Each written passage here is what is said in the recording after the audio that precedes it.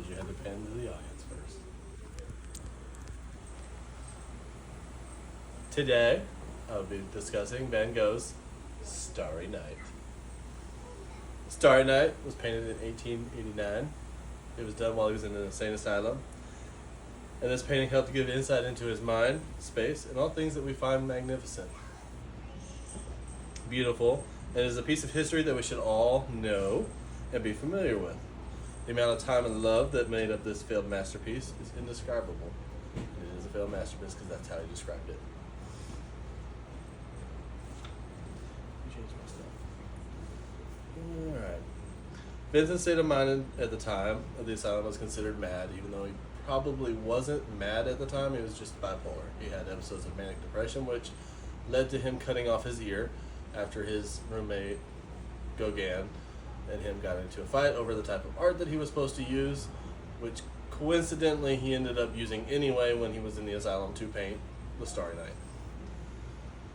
So he cut off his own ear, self-checked himself into an asylum, and then started his 124 different masterpieces that he created while he was there.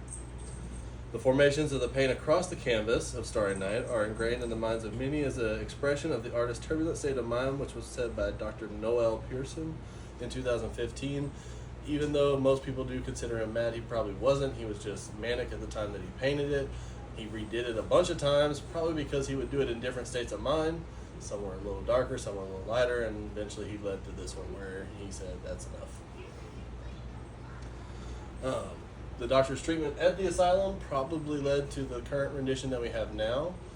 It was their ability to allow him to paint at the asylum, which was at his brother's behest because he was paying for it.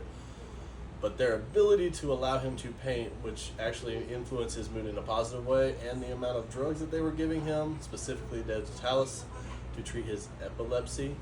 She didn't really have epilepsy, but that's what they were trying to use because they used multiple medications at that time. Actually led to him using what's called his yellow phase because the vibrant yellows became more vibrant because he was taking that medication. So their treatment and ability to let him art gave us this. Da, da, da. The astronomical events in the painting were actually events that were going on at the time of the painting. He painted it as a nightscape, but it wasn't actually a nightscape, it was a sunrise. So the moon wasn't at that peak. It would have been a full moon, not a quote moon. Mars would not have been in that location, but he painted it over a couple nights. So what probably happened was he just did it from memory, and he painted it over and over again, and just merged the two into what he viewed the night side should look like at that time. It was his actual room, so the cypress was there, the hills were there, the valley was there, all that stuff was actually there. The city was not, and the stars weren't. They were there at some point. So his memory of them were mixed together.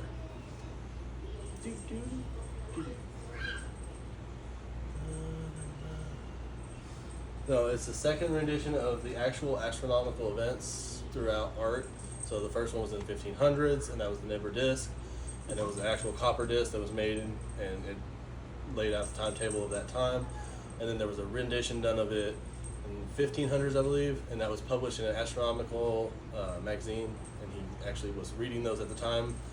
They think that there might have been a copy at the asylum, but he most likely learned about it in Paris when he went to view one of the cathedrals. I honestly forgot the name of it. But it was heavily influenced with yellow.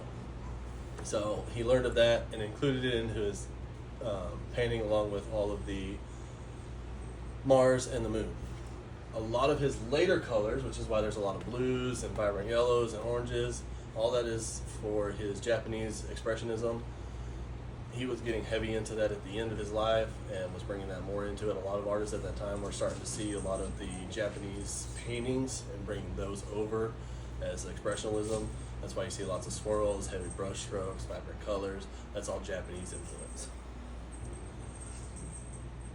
So combine all of that influence from the Japanese, combine all of the impressionisms from Gogh and all the other people, which convincingly he actually had a fight over the type of brushwork that he actually used with Gogh, which is what led him to the asylum and got him to where he is. So technically Gogh was right. But all of that stuff, including the doctor's treatments, the medicine, gave us this masterpiece. So that is everything that I'm going to speak about. Did you learn anything? No, that's okay. My wife hates me because she's a night person.